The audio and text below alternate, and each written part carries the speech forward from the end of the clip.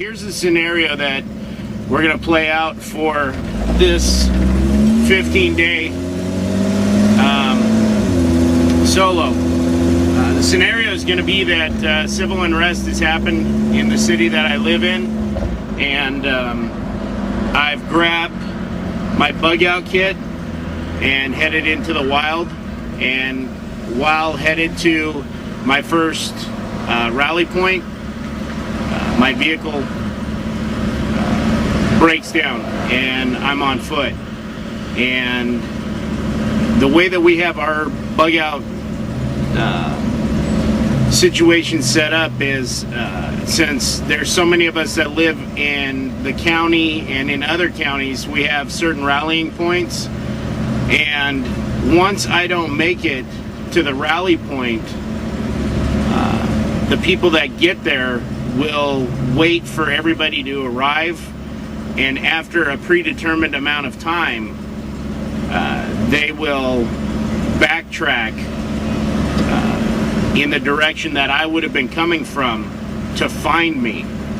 And so my survival will be alone with the gear that I have for the 15 days until they come to get me. So stay tuned. I'll try to get you guys as much video as I can in this survival scenario, and hopefully you guys enjoy it. I know I will. 15 days alone in the wild. It's something I've been looking forward to since the last time I did it. So until you guys see me again, take care and take care of the wild. The scenario I'm going through right now is that there's been a civil unrest in the town that I live in. And to avoid the civil unrest, I've packed up my gear, my Jeep, and headed off into the woods. Now, if this was a real civil unrest bug out, then I would have a place where I would meet the rest of my crew, a rally point. And in this scenario, while heading to that first rally point, my Jeep broke down. And for the next 15 days, I'll be here by myself. It is, I don't know if you guys can see this. I'm going to try to show it to you. See if the camera can focus on that. It is 102.4 degrees at 2:11 in the afternoon. Why did it say 2:11? It's yeah, 2:11 in the afternoon, 102 degrees on Friday. Now, I'm going to have my digital compass with me. I don't trust it as a digital compass, but I have tested it in different climates, and the thermometer works perfect. It works great for keeping track of time, and it works great for keeping track of days. And I don't know if you guys have noticed, but before I headed up here, I stopped for a quick shave. I don't want anybody to look at this video and say, this is bunk. You know, he tried to shoot it all in 1 or 2 days. I will be here alone in the wild for 15 days. I got here on 26th, I think it's today, of July. I'll be here through the 9th of August. And in this survival scenario, because I didn't make it to the rally point to meet the rest of my crew, at the end of those 15 days, they'll come looking for me. So I need to survive alone until they get here. So I'm going to take a few shots with my still camera, and I'll add them into this video at different points. But I'm going to try to conserve the battery of my handheld camera because I've only brought one with me. I'm doing this as if it was a true bug out situation, And I want you to understand that if I had bugged out from my home in a situation, say due to civil unrest, then I will have a lot of gear with me that you wouldn't see somebody like Bear Grylls or those other guys go into the wild with, because I'm acting out a certain scenario.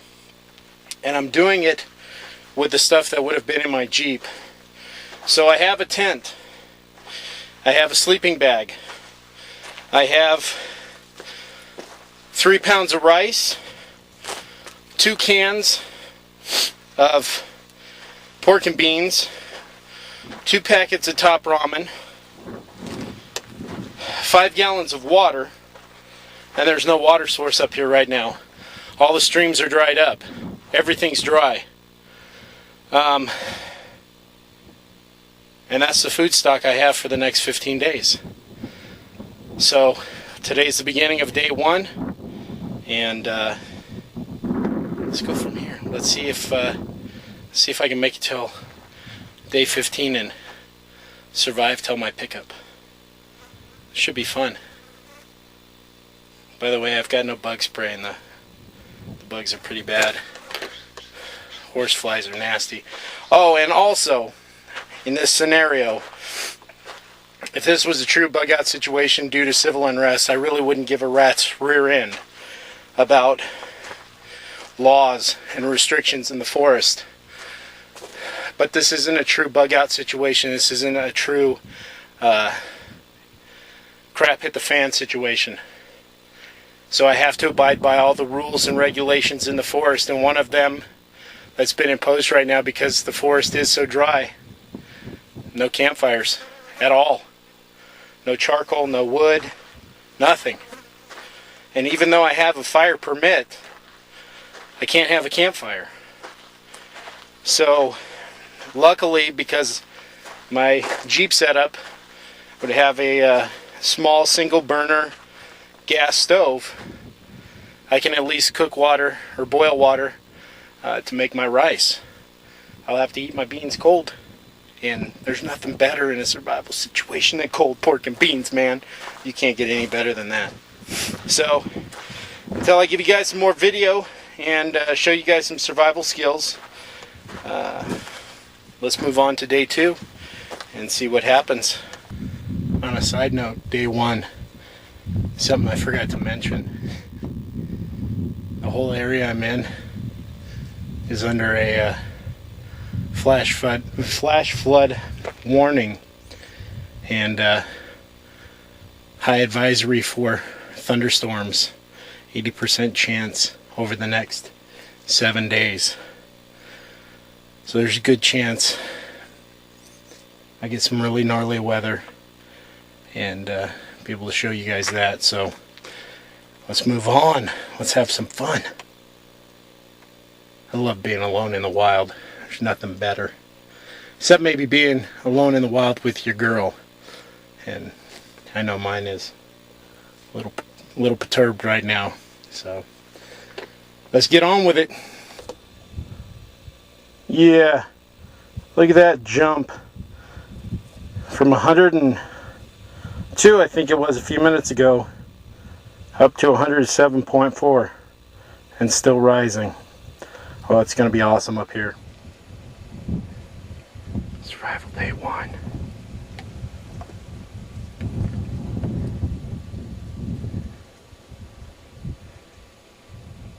I was just out walking. I don't know if you can hear me. I was looking for a source of water. Obviously these deer are doing the same thing.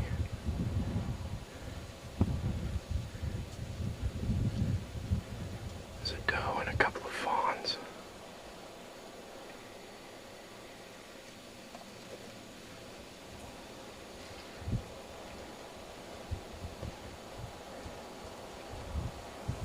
I wish I had my still camera with me right now.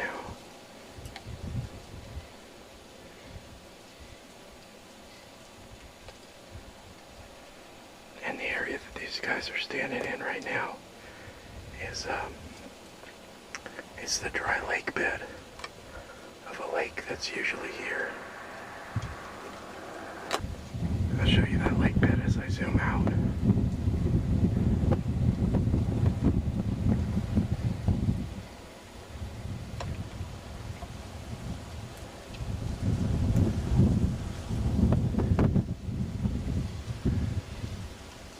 So what I might do later today is come down here with a shovel.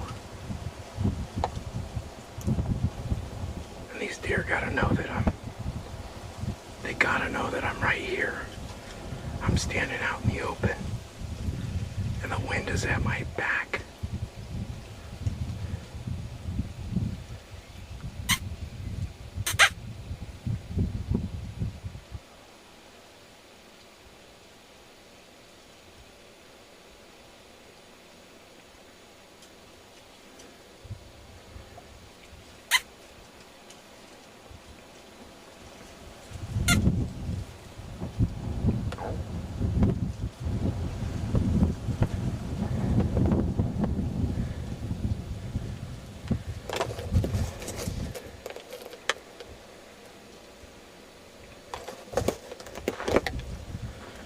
How's that for all you hunters out there? The wind is literally at my back, and the deer are right there. If I had my rifle, why am I whispering? I hate those guys on those videos that whisper. Deer obviously know I'm here, but if I was standing here with the wind blowing at my back, and the deer right there, and I had my survival rifle, and I was in need of food. Now there's dinner, but it's not that big of a survival situation yet.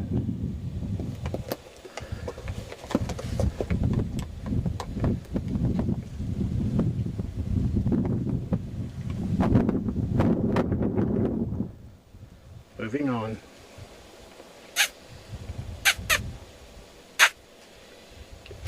Hi. I'm just waving. Hi.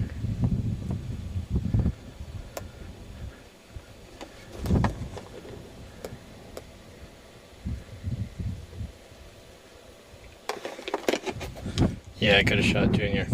I'm not like that though. Peace out, brothers.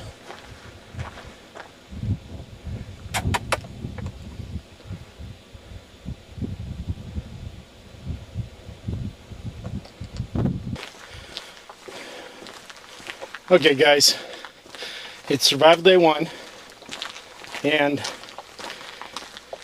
like I said in the beginning, I came with 5 gallons of water that were in my scenario vehicle. But even if I drink water like most people think they need to drink water, a half a gallon a day, it's not going to last me 15 days. I personally know that 5 gallons, depending on the amount of work and labor intensive things that I do, that water, I should be able to ration it out for the 15 days. But I'm on a search for a source of water, and see if I can find one. I found a small source of water up by my camp, but it was black and brackish, and even filtering and boiling could risk Giardia or Cryptosporidium, and I don't feel like having the squirts in the bush for 15 days. So I'm going to see if I can find a cleaner, fresher source of water, so stay tuned. I'm sure the wind's going to suck, so, you know, live with it. But ain't this a suckhole?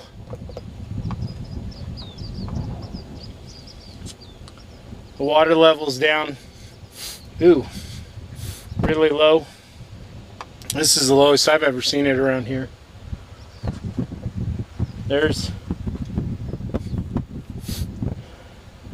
stagnant moss and crap all on top of what little bit of water still left out here. The only place that looks like it's clear is over there at that edge. So I'm gonna go hike around. But there is a good supply of green cattails over there. A lot of wasp and hornet nests in the trees to avoid. But there's also a lot of track down here.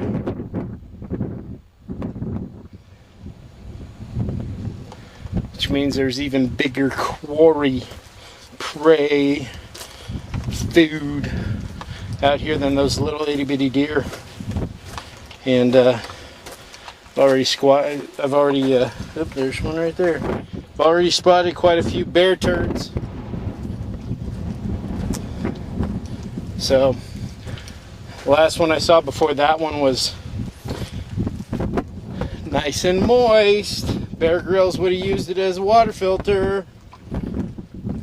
Not me.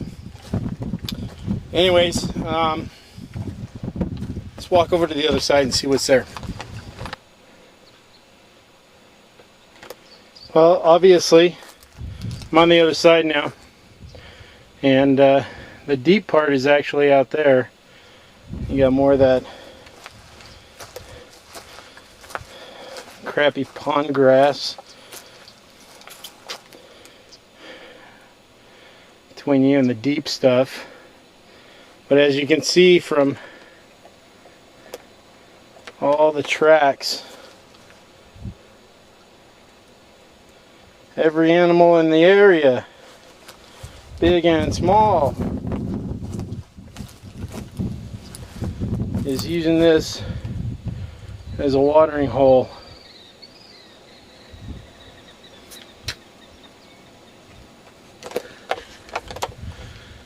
I think I'm going to try to ration those 5 gallons and use this water at the if I only have to.